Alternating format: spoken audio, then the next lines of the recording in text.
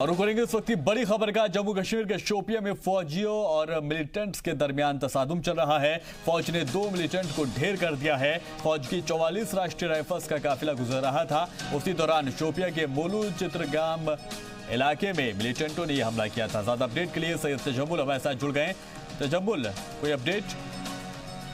बिल्कुल शिफान, जहां हम 7:30 बजे के बुलेटिन में बता रहे थे कि इनकी आइडेंटिफिकेशन को लेकर क्या कुछ चर्चा लोकेलिटी में है और अभी तक जम्मू कश्मीर पुलिस जो है इन आइडेंटिफिकेशन को किस तरह से मानती है। और जो आइडेंटिफिकेशन हमने बताई थी उसमें 2 डेड बॉडीज जो हैं जो बरामद हुई थी मुलू चित्रगाम एरिया जो कि पहाड़ी जिला शोपियान में पड़ता है।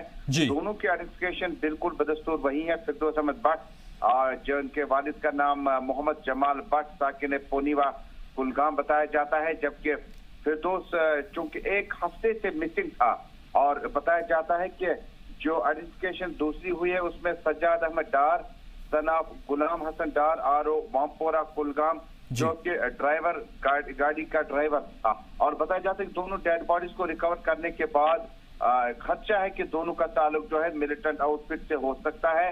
इलाके में पुरतशद्दुद झड़पें न हो जिसके लिए डिप्लॉयमेंट बढ़ा दी गई। वजह है कि दोनों मिलिटेंट के बारे में बताया जाता है कि एक गाड़ी में JK 03 E0397 जो कि जब्त कर गई चेक पोस्ट जो कि RR ने 44 RR ने इलाके में लगाया था और रुकने के लिए कहा गया था, जबकि गाड़ी ने इस कॉल को नजरअंदाज किया और उसके बाद फायरिंग में दोनों जो है मारे जा चुके हैं।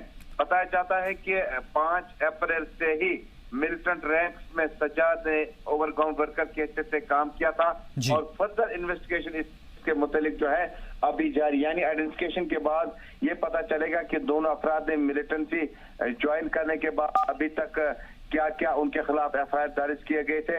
हालांकि 5 अप्रैल से एक डेड बॉडी के बारे में जो कि बताया जाता है कि मिलिटेंट सफों में शामिल हो चुका है, लेकिन पुलिस इसमें इन्वेस्टिगेशन कर रही है और पुलिस लगातार बता रहे कि दोनों का ताल्लुक मिलिटेंट तंजीम से था। ठीक है तजम्मुल, बहुत शुक्रिया तमाम जानकारी के लिए, इस तमाम अपडेट के लिए। तो सैयद तजम्मुल अपडेट कर रहे थे खबर पर। पूरी तरह से एनकाउंटर अब खत्म हो चुका है और दोनों की शिनाख्त भी कर ली गई है। 2 मिलिटेंट जो इस हमले में शामिल थे दोनों मारे गए।